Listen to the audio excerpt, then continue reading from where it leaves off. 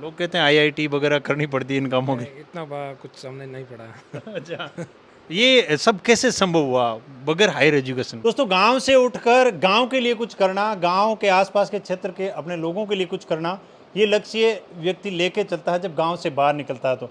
लेकिन अपने आप को सक्षम बनाने के लिए किसी भी परिवार की मजबूती तब निर्भर होती है जब भाइयों में प्रेम हो। ऐसा ही एक 6 भाइयों का परिवार, बिजारनिया परिवार, जो नागौर जिले के छोटे से गांव का रहने वाला है, उनके एक सदस्य हैं हमारे साथ। तो उनसे हम जानने का प्रयास करते हैं कि पूरे बिजरनिया परिवार ने किस प्रकार गांव के अंदर जो है वापस अपने आप को सक्षम करके और गांव के लिए काम करने का और गांव का आसपास के क्षेत्र के लोगों को रोजगार देने का एक नया जो है स्थापना की है आज जिस प्रोजेक्ट की। वो प्रोजेक्ट क्या, सारी बातें जानेंगे, लेकिन किस प्रकार इनकी जिंदगी का सफर रहा वो जानेंगे। रोणाराम जी बिजारनिया है हमारे साथ, जो अभी व्यवसायी हैं, लेकिन एक किसानी से व्यवसाय तक का सफर इनका कैसा रहा वो जानेंगे। राम राम। राम राम सर। बहुत बहुत स्वागत है आपका हमारे यूट्यूब चैनल और फेसबुक पेज पर। Thank you. आपका परिचय परिवार का, आप किस प्रकार जो है किसानी से गुजरे और कितने भाई हो? मेरा नाम तो लुणाराम है जी, और हम 6 भाई हैं। और हमारा शुरुआत में हमारा पिताजी का काम था कि किसान से जो धान होता था खेतों में वो ले परचेज करके मंडी में सेल करते थे। अच्छा। और हम भी थोड़ा साथ में 2-3 साल तक हम भी प्रयास किया कि हम भी यही कुछ काम करेंगे। लेकिन हम भी उनको देखते देखते कुछ ठीक नहीं लगा हमको। तो हम थोड़ा लाइन अलग सोच लिया। अच्छा, दूसरी लाइन चेंज करते हैं, बोला इसमें ये धंधा जम नहीं रहा। उसके बाद में हम वो काम आगे करते करते गए। फिर हमको वापस सोचा कि कुछ हम गांव के लोगों के लिए कुछ और कुछ करते हैं। आप सबसे पहले यहाँ गांव छोड़ के बाहर बिजनेस किस बिजनेस पे लगे थे? हम तो ये हमारा जो स्टार्टिंग में तो फर्नीचर में गए थे। अच्छा, लकड़ी के काम। हाँ। उसके बाद में धीरे धीरे हम सभी काम को ऐड कर दिया था। फर्नीचर का, टाइल्स का, पेंट का, इलेक्ट्रिकल का, टोटल काम हम टंकी पर शुरू कर दिया। अच्छा, मैन्युफैक्चरिंग भी है आप? मैन्युफैक्चरिंग भी है अच्छा हमारा। अच्छा। हाँ। तो एक जो आदमी धान खरीदता था गांव में, मंडी में ले जाके बेचता था, कितने पढ़े लिखे? हम तो 10th पास। 10th पास। हाँ। लोग कहते हैं आईआईटी वगैरह करनी पड़ती है इन कामों की। इतना कुछ हमने नहीं पढ़ा। अच्छा, ये सब कैसे संभव हुआ बगैर हायर एजुकेशन? धीरे धीरे धीरे जैसे जैसे लोगों के साथ बातचीत करते गए और आगे से आगे लाइन चलता गया, बनती गई। ये क्या भाइयों के आपसी जो प्यार और आपके जो लोगों के प्रति लगाव था? लोगों का भी अच्छा लगाव था और भाइयों का भी पीछे अच्छा सपोर्ट रहा। हर भाई हम कुछ भी काम पकड़ते थे तो पीछे से चलता था। कितने भाई हो आप टोटल? 6 भाई हैं। 6 भाई हो। हाँ। अच्छा, आधी क्रिकेट टीम आपके घर की है। हाँ। तो सारे भाई इसी काम में हो? सारे भाई इसी काम में। अच्छा, या कोई अलग कर रहा, कोई अलग कर रहा, वैसे? सभी साथ में ही काम कर रहे हैं। और स्टार्टिंग में ये सारे साथ में ही धीरे धीरे एक काम बड़ा भाई काम करने गया, फिर उससे बड़ा वाला गया, फिर मैं गया। अच्छा, आप तीसरे नंबर पे हो। हाँ। तो सभी ऐसे करते करते एक टीम बन गई। तो आपके बड़े भाई साहब जो पहले गए थे वो कितने पढ़े लिखे? वो 6। 6 है। हाँ, 6। अच्छा, थोड़े बहुत सारे ही पढ़े हुए? हाँ, थोड़े बहुत सभी। लेकिन जो सेकंड नंबर है दुर्गाराम, वो बीए पास है। अच्छा, वो उन्होंने बीए कर ली थी। हाँ। बहुत सुंदर। अब जो है आप सारा बिजनेस बाहर किया और गांव के अंदर इतना बड़ा प्रोजेक्ट एक साथ लॉन्च करना, ये कैसे आइडिया है?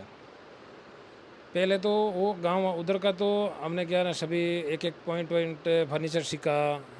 उसके बाद में वो फर्नीचर को एक काम करना सीखा कि हम खुद कैसे काम होता है। उसके बाद में ये सोचा कि ये काम में कितना खर्चा पड़ता है। उसके बाद में आगे लोगों के साथ डिस्कस किया कि हर लोगों के साथ हम काम करते गए ना, वैसे वैसा वो भी बोलते कि आप भी काम करो करके हमारे साथ में। फिर हम उनके साथ काम करते गए। अच्छा अच्छा। तो हमको जैसे जैसे उनको ज़रूरत पड़ी हर एक काम की, वैसा वैसा हम लोग आगे से आगे बढ़ते गए। बहुत सुंदर।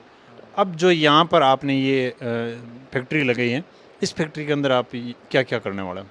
इस फैक्ट्री में हम ये सोचा कि इधर भी कुछ करेंगे गांव में भी।